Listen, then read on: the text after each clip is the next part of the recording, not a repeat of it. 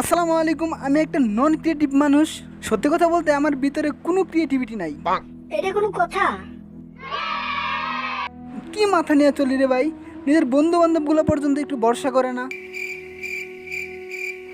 আরে ভাই, আমি তোর কোন পাকা দানে মই দিছি যে আমার হলো এমনি লেকচার মারস? আরে ভাই, আমার মধ্যে পাইছরটা কি যে আমার ভবিষ্যৎ পর্যন্ত বইলা দেশ? হালার পৃথিবীতে আইলাম কে?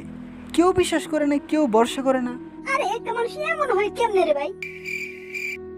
আর কিছু কিছু পোলাপান তো আমার মানুষ বলে মনে করে না।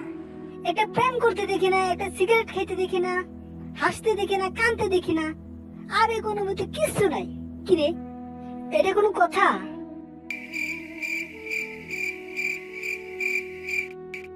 তোরাই সব জানোস, আমার ভিতরে কিচ্ছু নাই, আবেগ অনুভূতি কিচ্ছু নাই। আমার সব অনুভূত হয়ে গেছে।